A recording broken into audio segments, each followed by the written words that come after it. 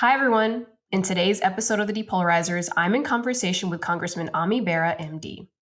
A lifelong Californian and son of Indian immigrants, Congressman Bera is the longest serving Indian American in Congress. Congressman Bera has represented Sacramento County in the 6th Congressional District of California in the U.S. House since 2013. Bera is currently a member of the House Foreign Affairs Committee, where he serves as ranking member of the Subcommittee on East Asia and the Pacific. He's also a member of the House Permanent Select Committee on Intelligence. Congressman Bera is also a member of the New Democrat Coalition, a group of more than 100 forward thinking Democrats who are committed to pro economic growth, pro innovation, and fiscally responsible policy. In Congress, Bera uses the skills he learned as a doctor to listen to people of Sacramento County and put people ahead of politics to move our country forward. His priority is to work alongside people in both parties to address our nation's most pressing challenges and to make government work. Thanks for listening.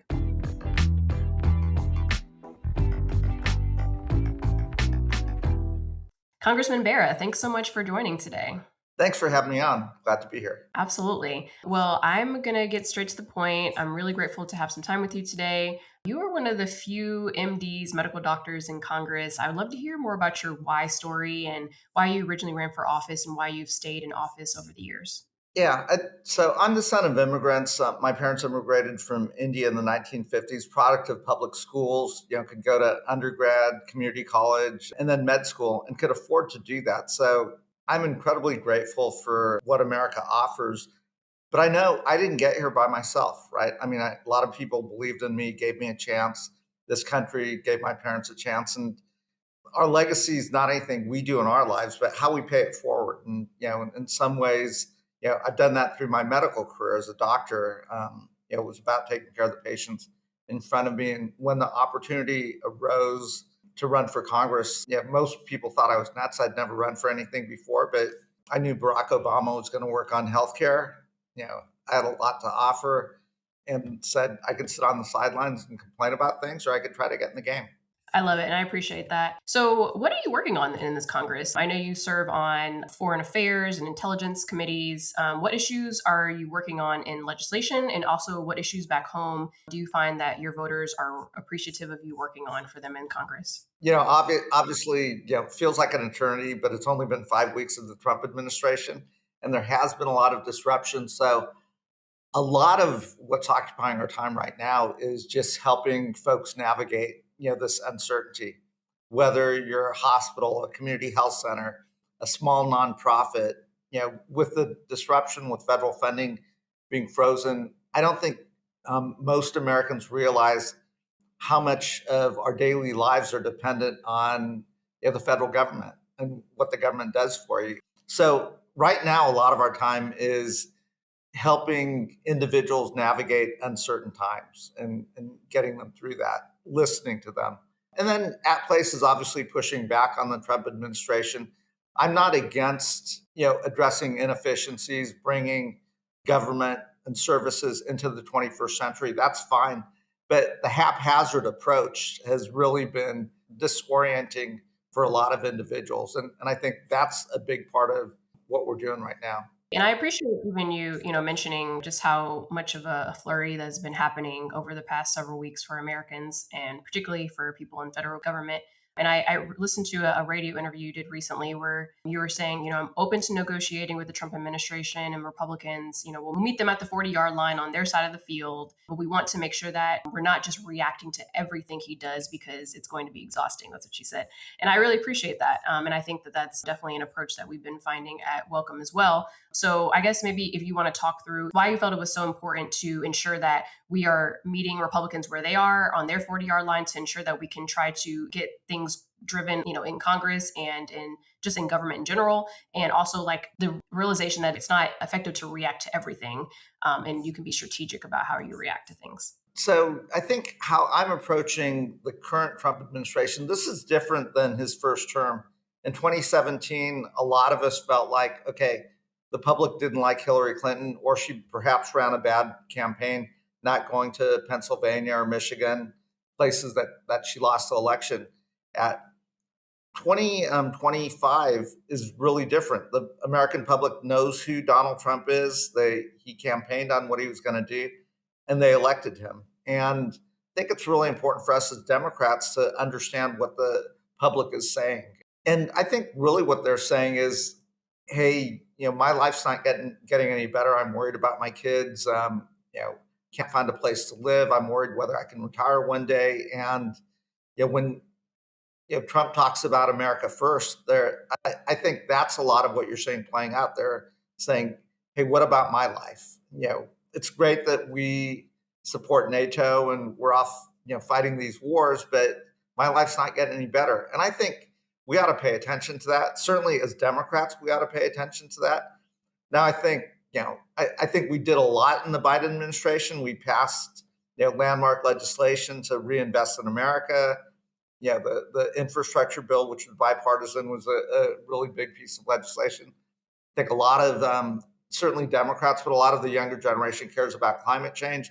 We passed all of that, but that wasn't enough for the public because, again, I don't feel like they felt like their lives were getting better. And we ought to work for that to make Americans' lives better. And that's where, when I say we're happy to meet the Republicans at the 40-yard line, even their 35-yard line, but don't try to take us to the end zone, because then we will have to vote against those initiatives. And you guys are the depolarizers. If we want to address polarization in this country, we've got to come together in the center.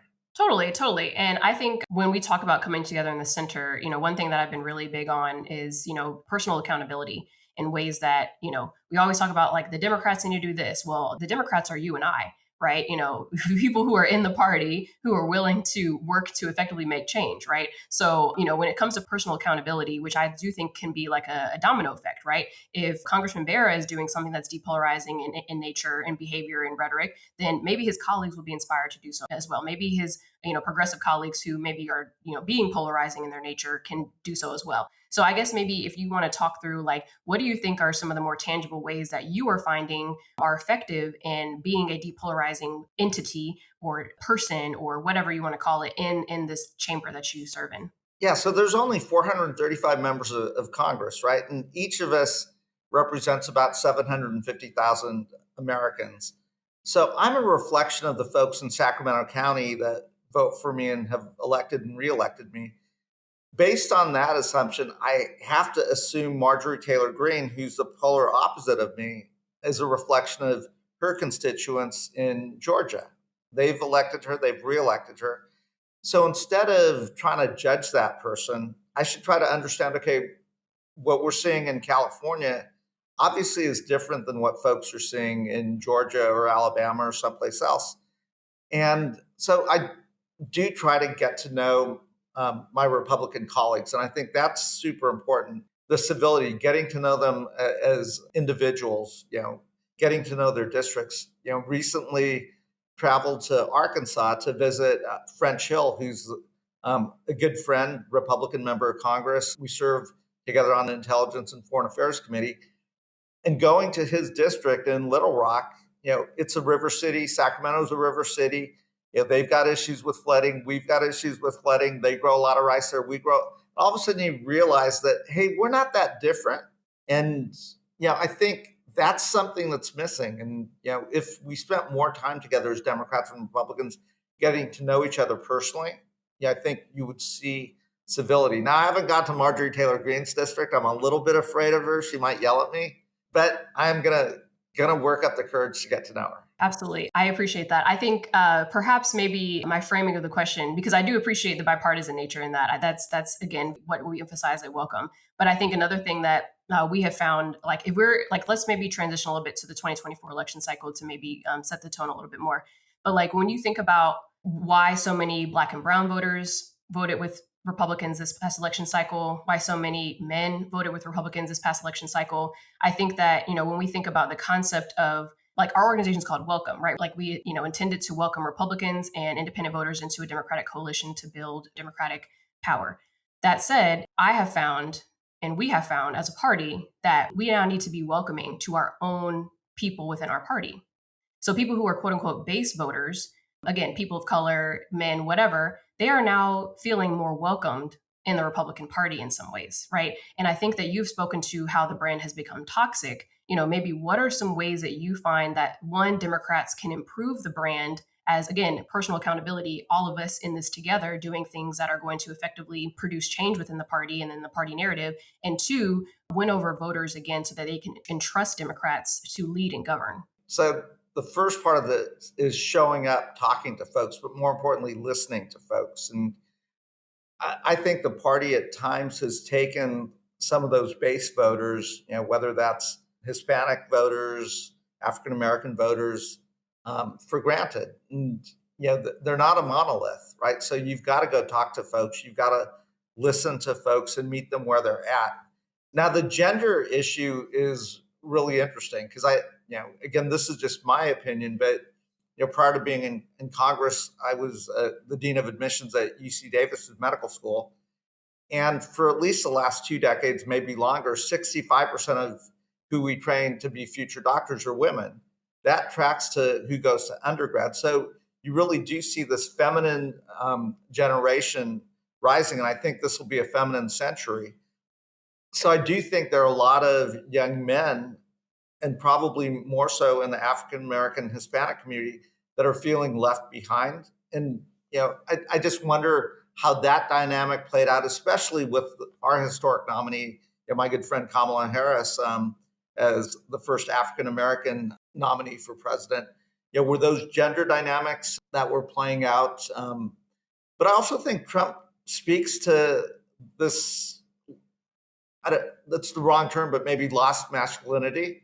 And he speaks to that generation of men. So I think we've got to understand that. We've got to create that opportunity for those men as well. And again, I think that's part of the reason why we lost some of the African-American male vote and the Hispanic male vote, especially in the younger demographics, maybe 35 and below. And I think we've got to go engage those communities and talk to those individuals. But I do think Trump talks to kind of that toxic masculinity piece of it. And this is, when I think about Elon Musk and some of the tech bros and things like that, I think they're reflective of some of that toxic masculinity. And I don't know how that's all going to play out. Yeah, I don't want to speak too much on the masculinity piece. I'm not a man. But I see where you're trending there. I just don't always want to label it as toxic masculinity because I don't think it's always toxic. But I will say, going back to, even the radio interview I referenced that you did back home, you mentioned that, maybe we swung too far left this past election cycle. And you mentioned, we need to go talk to voters. But I feel like we've been talking to voters. They've been telling us what's going on. What do you think are, again, some of the solutions and ways that we can address the things that we're hearing from people and showing to prove to voters now that Democrats are willing and committed to taking voters' sentiments and feelings seriously about different policy issues, whether it's immigration, crime, domestic oil production, whatever, things that we lose on usually. What do you find are going to be ways that we can address these things to regain trust among voters? I mean, I think we've got to meet those voters where they are. So this election on the border, on immigration, I think a lot of the voters said, hey, wait a minute. The folks that are showing up on our southern border are different than the folks who may have come in a decade, 2 decades ago, folks that would come up, work, go back down to Mexico. I think now you're seeing many more refugee populations and so forth. And whether it's true or not, if you're feeling like your life's not improving and it's not getting better, you're going to look at other and say, okay, well, maybe it's because those folks are, taking something that, my parents had, but I don't have any longer. Again, I think we've got to meet those folks. We've got to listen to those folks. And sometimes as Democrats, we don't always go into these red districts and, these rural districts. I think we have to, right? I mean, I think our values and policies want to help those individuals.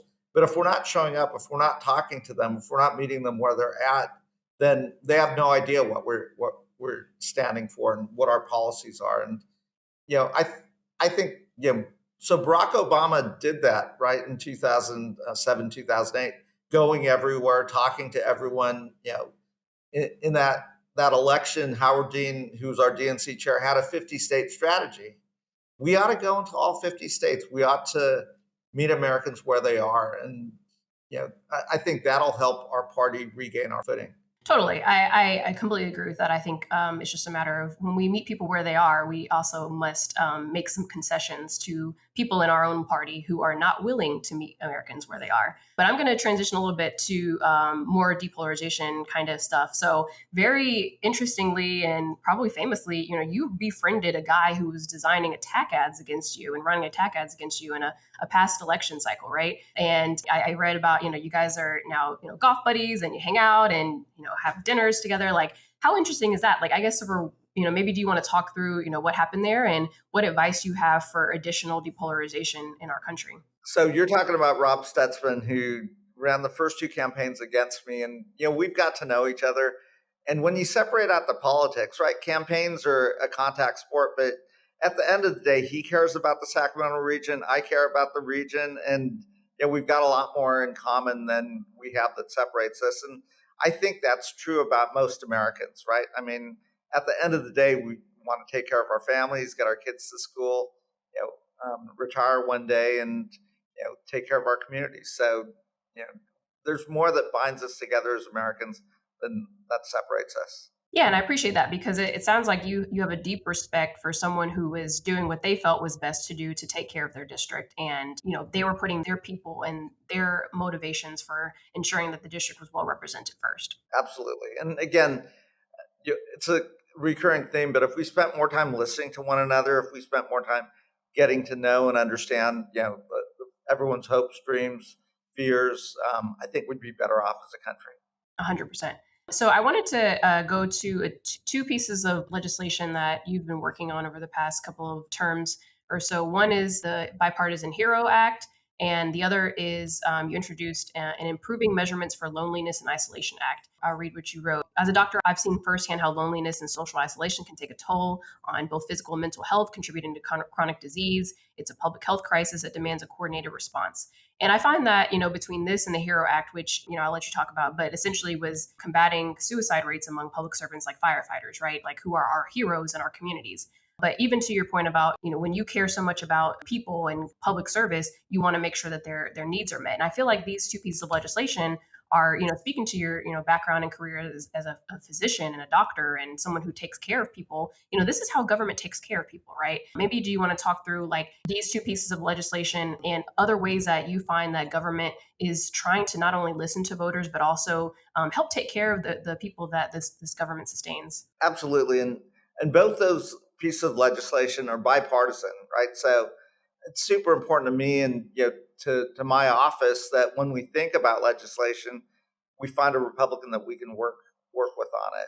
So let's talk about the HERO Act first. That one came to me, from some firefighters that were visiting me here in Washington D.C. And just after the fact, they mentioned more firefighters die of suicide than die in the line of duty. So we started doing the research and realized no one ever calls the fire department when something good's happening. It's always usually a tragic incident. And often these men and women that serve us, keep us safe, don't have an avenue to talk about these things. They bury them deep inside. So we started working with the firefighters, and then COVID hit and expanded it to first responders because, again, you saw a lot of the doctors, nurses, paramedics, and some of what they had to deal with during the pandemic. And it's really just to create mentors in fire stations and these localities who can kind of see warning signs and proactively reach out. And it's important for us to, if we want to be good legislators, if we want to be good elected officials, to listen to the public, right? Most of the citizens don't want government to solve all their problems, but I think they do want government to understand the challenges and issues that they're dealing with. And that's really how the loneliness bill came about. We've talked about this epidemic of loneliness, of isolation in seniors for a long time, but you're now seeing anxiety, depression at historic rates among young populations. So we started to kind of look at that, and a lot of it is that social isolation. It's really easy to say, oh, that's because of social media, TikTok, Instagram, et cetera. But I think we ought to understand the root causes before we make assumptions. And then if we understand what's causing it, then we can start to say, okay, what kind of solutions would we have? So a lot of folks, including the former Surgeon General, Vivek Murthy, have talked about loneliness. Does that lead to, addictions and diseases of despair? We're seeing it, and now we're trying to understand it. Again, I think it goes back to that concept of we should listen to what the public's saying and then try to understand it and then try to come up with legislation or solutions that can help address it. Totally. And, even just thinking about some of the conversation that we've had already today, where, talking about even men who are, feeding into either toxic masculinity or polarization on either side. I feel like, when you address people's feelings of isolation and loneliness and you address people's deep internal, like natural needs, you can actually depolarize, right? It's almost like a depolarizing effect on the country overall, societally. Absolutely. I mean, I think about my own childhood. We went outside and played all the time, right? I walked to elementary school. Nobody ever worried about it. And life was a lot easier. Played sports, from football to basketball, baseball, Boy Scouts, Cub Scouts. And there was more of a sense of community. And I think we've lost some of that, right? And so, how do we rebuild that sense of community? That could be through churches, that could be through community organizations, things that bring us together as Americans, as community members, so we get to know one another. Again, I think life has probably gotten a lot more complicated than it was when I was a kid, but it doesn't have to be that way. Totally. So going back to again, depolarization among members. You've talked about wanting to spend more time with people, talking through issues that they care about. What are some other depolarizing activities that you think more people in Congress should participate in amongst themselves, so that we can effectively work to try to reduce polarization that we see in this chamber? Yeah, so I mentioned earlier going to visit French Hills District in Little Rock, Arkansas. We've also invited French to come out to Sacramento. And there's something called the Bipartisan Policy Center, and they do these congressional visit programs where you pair with a Republican. So I think if we did more of that, the one place where we really get to know each other is when we travel abroad. So, I was just in Australia and New Zealand with Trent Kelly from Mississippi. Now, very different community, very different background than mine, but traveling with him, getting to know him, it breaks down barriers. We start to understand one another, and we're going to be lifelong friends now. So, we ought to do more of that. Totally.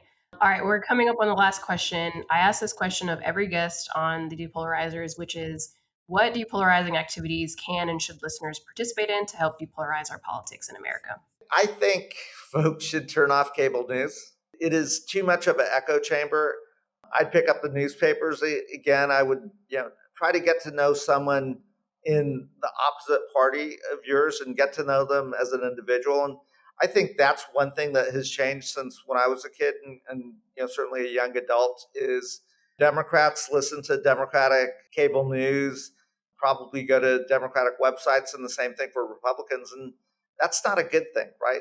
So try to get out there and meet someone who's the opposite of you, might see things slightly different, and don't judge them, but listen to them. Totally. Not judging is very important. Being open minded. Well, Congressman Bera, it's been a pleasure to have you on. Thank you so much for your time. And thanks for serving in Congress, and wishing you the best this term. Thanks, Lauren. And let's come together as a nation. Absolutely.